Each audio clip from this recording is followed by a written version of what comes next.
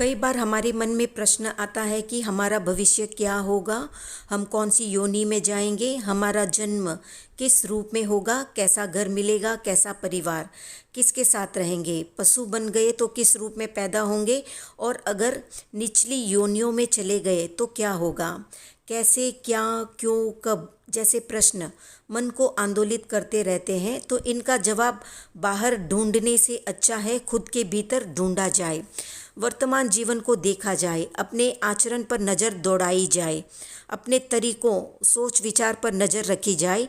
क्योंकि भगवान महावीर कहते हैं तुम्हारा अगला जन्म इस बात पर निर्भर करता है कि तुम जीवन में कितने सजग हो, अवेयर हो, सचेत हो, जागरूक हो, अपने प्रति, अपने आप के प्रति, अपने किए जाने वाले कर्मों के प्रति।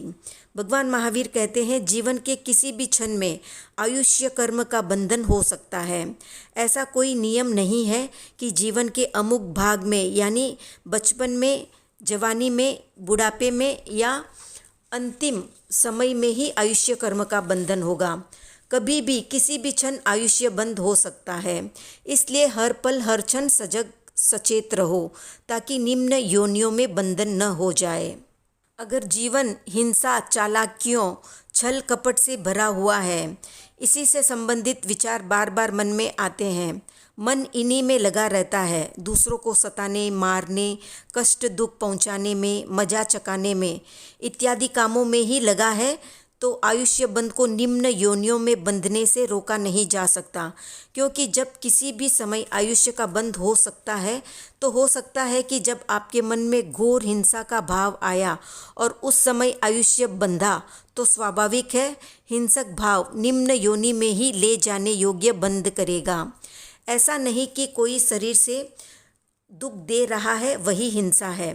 शरीर से कोई पाप कर्म न करके भी अगर मन में हिंसक साजिशें कोई रच रहा है, दूसरों का बुरा मन में आ रहा है, तब भी निम्न योनियों का ही कारण बनेगा। इसी तरह वचन से बोले जाने वाले शब्द भी इसी रूप में काम करेंगे जैसे मन और शरीर के।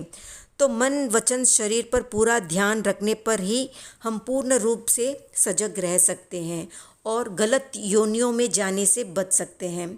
आगे भगवान महावीर कहते हैं जो व्यक्ति मरते वक्त अपने पाप कर्मों की आलोचना नहीं करता, दुश्मनी को कायम रखते हुए मृत्यु को प्राप्त होता है, अपने छल कपट के भावों की निंदा प्रायश्चित करे बिना ही मर जाता है, वे लोग व्यंतर इत्यादि योनियों में जैसे भूत, पिशाच, यक्ष इत्यादि योनियों में जाते हैं। और जो जीवन भर पाप करके भी अंतिम समय में पाप कर्मों की आलोचना करके हल्का हो जाता है, वो अपनी योनि सुधार लेता है।